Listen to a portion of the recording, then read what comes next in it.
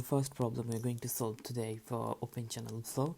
So we'll actually calculate the alternative path, alternative depth, and definitely the characteristics of the flow, what types of flow it is.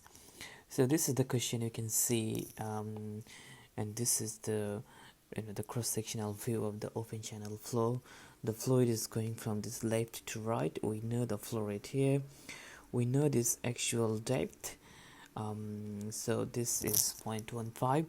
We know this, the distance, that means this base.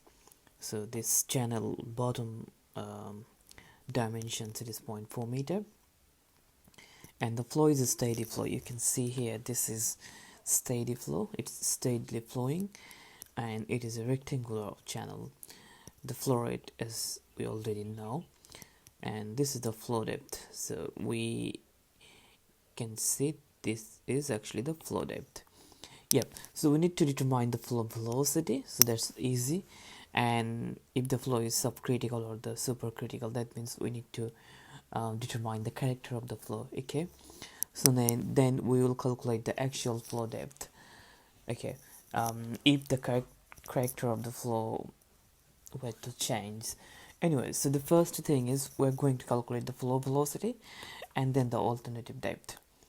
Anyways, so we will assume that this is the specific energy for this problem is constant because it is steady flow. The depth it's not changing. We can say the uniform and the steady flow, and yeah, it's that constant flow rate. Yeah, so we'll assume that okay, this is the specific energy is constant here. So this is our assumptions. Let's write it down. We'll say the specific energy is constant. Okay, so this is the assumptions. Now if we start with the analysis, the first part, if you look here what sort of information is given, we know the flow rate, it is 0.2 meter cube per second. We know the flow depth, this is 0.15 meter, and in the basement dimensions, which is the flow base, this is 0.4 meter. Okay, the bottom side of the rectangular domain. So now if we calculate the velocity, we know that velocity, this is actually the flow rate over the cross-sectional area, right?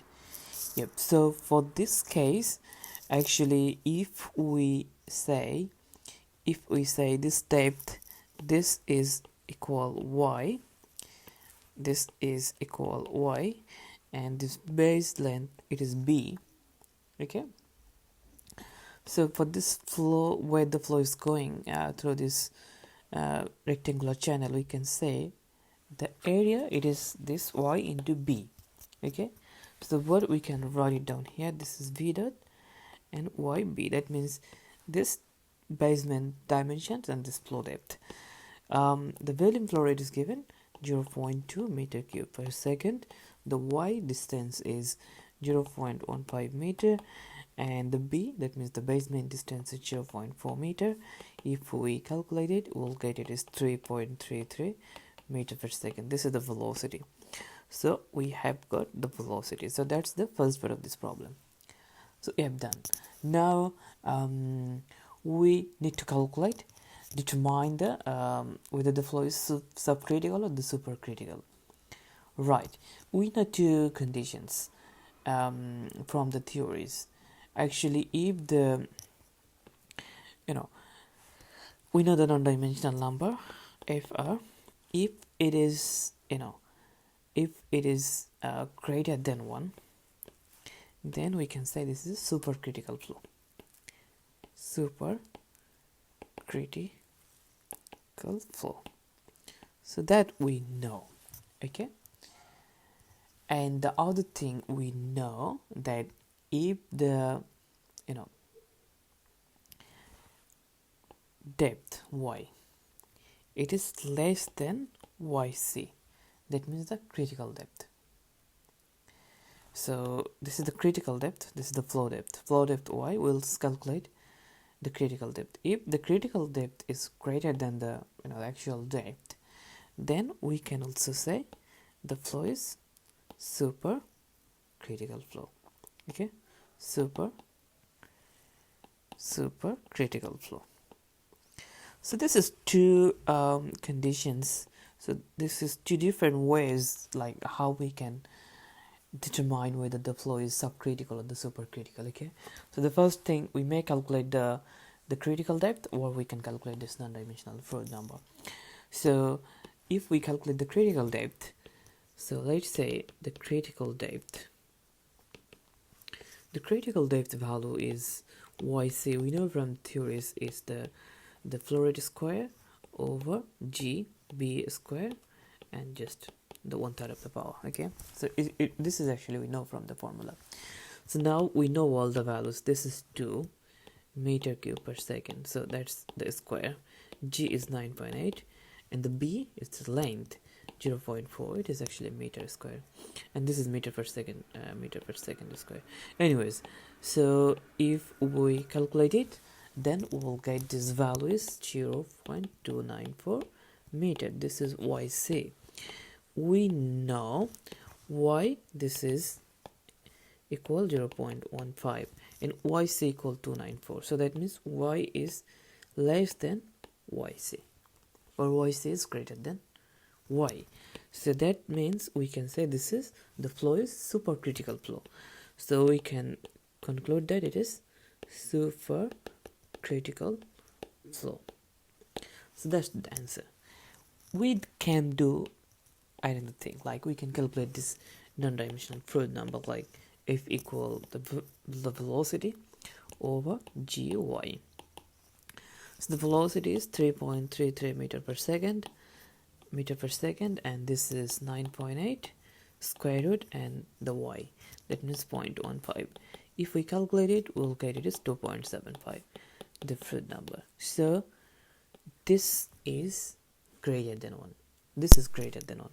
Definitely this FR greater than 1. So we can also conclude from here it is supercritical flow. Okay, this is supercritical flow. So this is the second part of this problem. Now the last part of this question is determine the alternative flow depth if the character of flow were to change. So what will be the alternative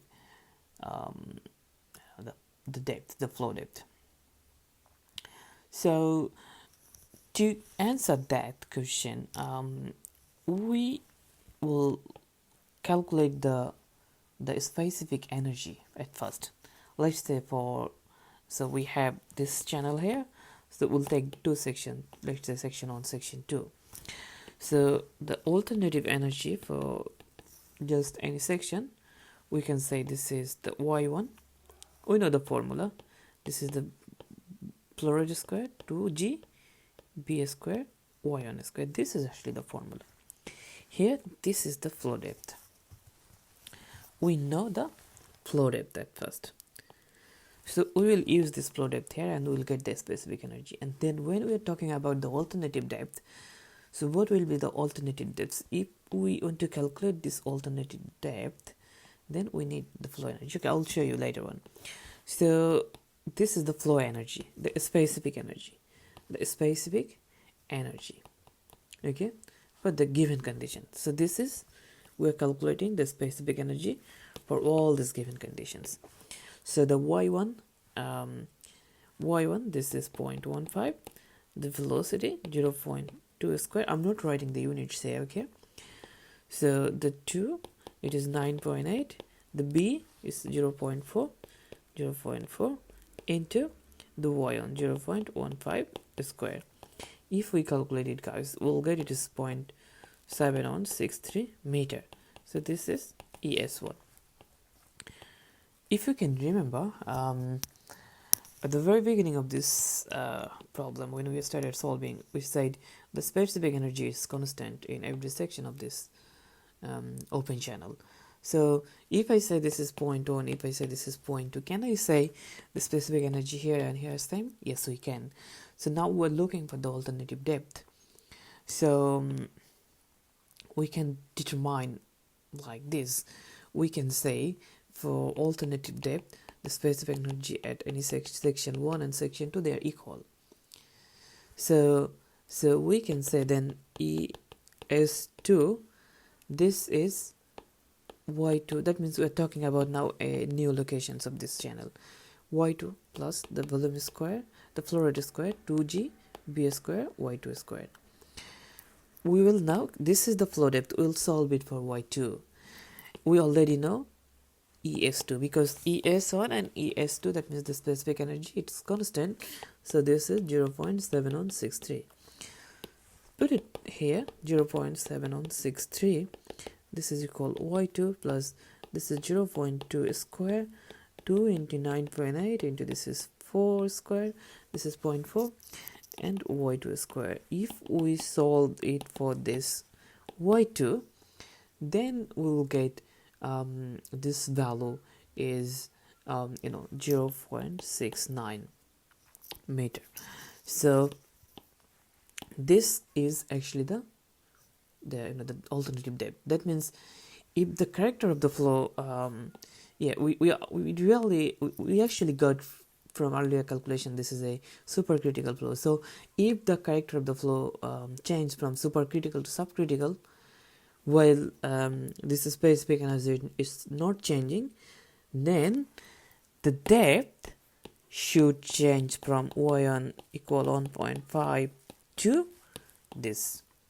I'm repeating again, as I said, if the specific energy is constant based on our assumptions, but the flow character is changing from supercritical to subcritical, then this depth will change from 0.15 to this. That means the depth will increase.